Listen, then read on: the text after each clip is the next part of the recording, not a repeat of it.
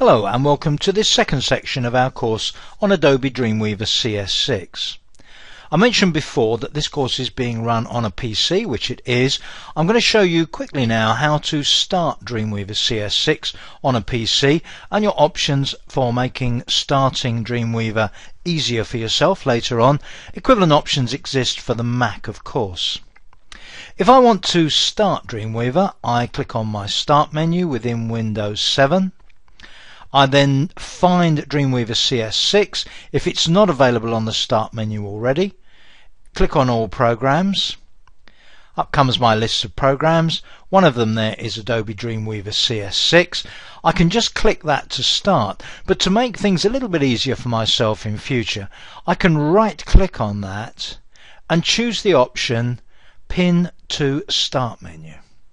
If I click on Pin to Start Menu, what now happens when I click on the Start button is that Dreamweaver CS6 is on my Start menu. It makes it much easier to find it. And if I'm going to use Dreamweaver CS6 a lot, I'll normally pin it to the Start menu, and then I can always find it without having to browse through all programs. I'm sure you're familiar with this, but with Windows 7 you can click on that and drag it up to, say, the top of the Start menu if you want to, drop it at the top, and that's where we're going to leave it for the duration of this course.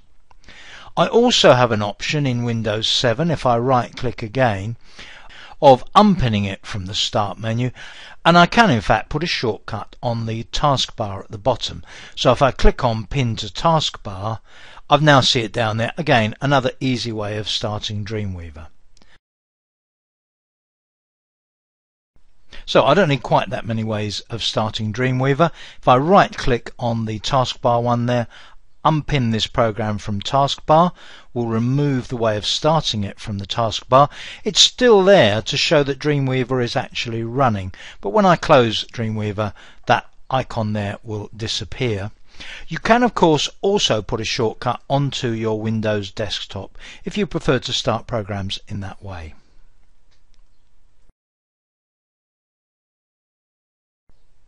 Now, I'm very much concentrating now on people who are new to Dreamweaver, so I'm going to take it pretty easy on the first section or two, because Dreamweaver is a pretty complicated product nowadays. There are a lot of things to learn about it, and if you're new to it, it can all seem a little bit baffling because there seems to be so much going on.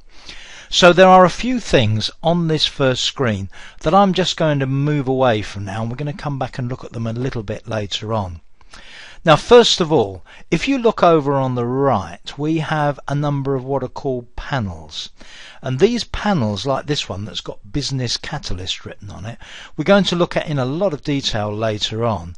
They will actually move if you want them to. You can actually take them and move them around the screen and put them into a convenient position for you to work with. Some of these panels, and there are many of these panels, some of them you're going to use a lot and you're going to become very familiar with them, and you're going to adapt them to your own requirements. But for the moment we're mostly going to close them. It's quite easy to close a panel. There's a little close button on the top right. Click that, click that, click that, and we're going to close several others as we go along, and we'll come back to panels in a lot more detail later on.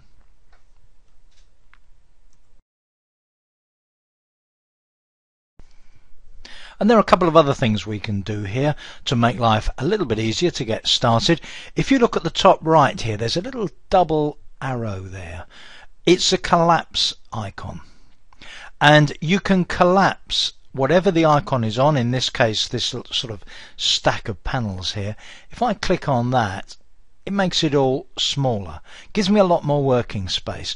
And when you're working particularly on a complex website, working space, or what some people will call real estate, is all important. So watch out for that as a way of making yourself more space as well. Now let's look at one or two of the things on the screen that we're not going to hide. And perhaps one of the most important ones is the very top here, the top left, which is called the application bar. Now this gives you the options for working with and switching between documents and applications. So for instance, if I click the drop down here, I have an option of how I can lay out my working page. Now that's going to mean a lot more when we actually start working on a page. We'll come back to that in a little while. The second one covers extensions to Dreamweaver, where you can actually add components, widgets, extensions to Dreamweaver. Again, we'll talk about that later on.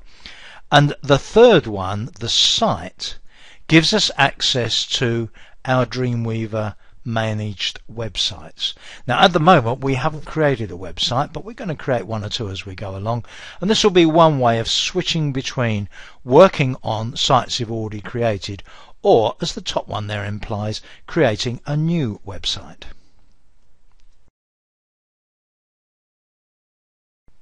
So we've looked at the applications bar, which is going to be pretty useful, and immediately below that you'll see something that any Windows application user will be familiar with, and that's a menu bar. Now the menu bar, of course, again is one we're going to be using a lot. Some of the options, such as help, will be pretty obvious to you what that is, although we'll look at it in quite a bit of detail later on. But there's one of these which is particularly important when you're getting started, and that's window.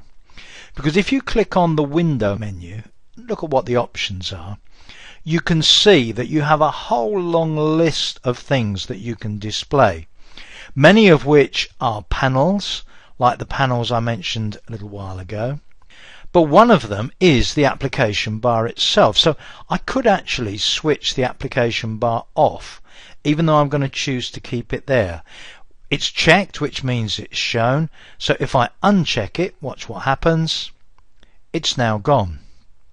The other thing to be aware of is that if I were to re-show that, Dreamweaver 6 is pretty intelligent about re-showing things, and it will usually look at the best option. Let's just see what happens if I click on Window and click back on Application Bar. Let's see what happens. It finds that there is space to put the application bar in a little gap there, and so it's going to use that little gap there. Again, it's going to turn out to be very important to be able to use as much of the real estate of the screen as possible. Given that the application bar is very useful, it's not really taking up any more space, just snuggled in there between the menu system and these other controls that we're going to talk about a little bit later on.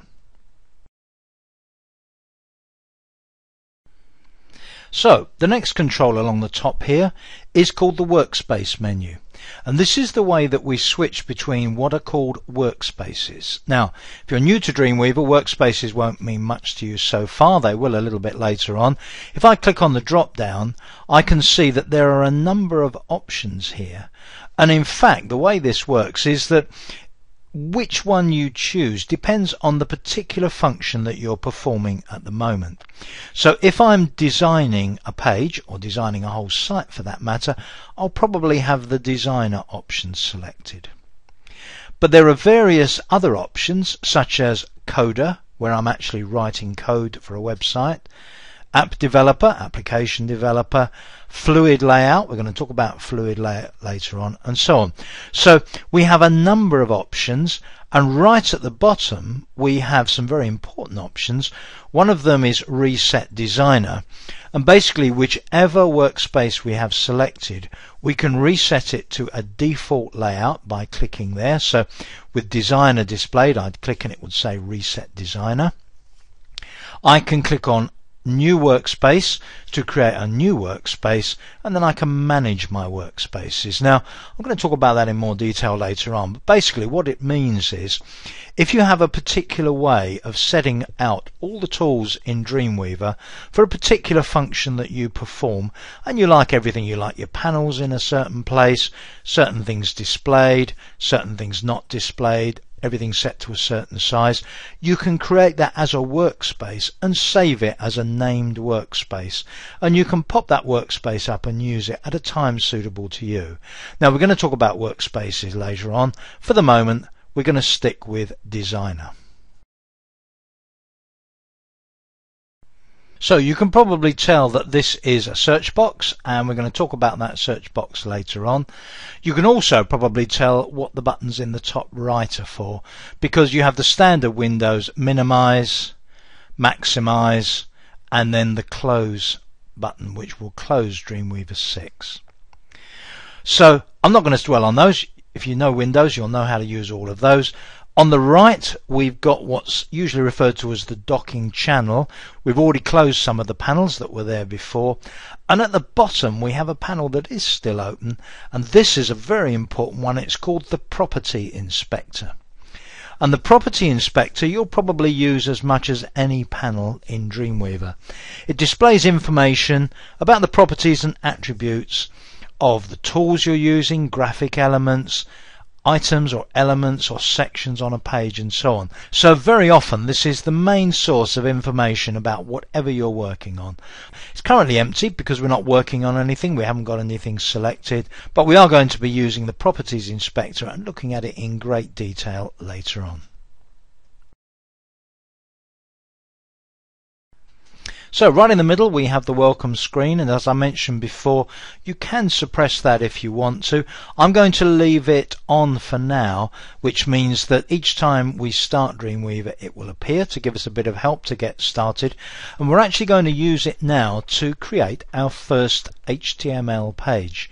Now if you're not familiar with HTML, don't worry, because I'm going to explain about that during the course, but basically we go to the top of the Create New options here, click on HTML, which is one of the many options, and what we're asked to do is to work on a page. Now the page at the moment is completely empty, and I'm going to put some text on it to just show you what happens when you put some text on a page. And you already see that the Properties Inspector, sometimes called the Property Inspector, we'll call it the Properties panel, now has some information on it. And this information, note that the HTML option is selected here. This information tells us about whatever content we're going to put on this HTML page, this web page now. And in fact, this empty HTML page is the starting point for the next section. So I'll see you then.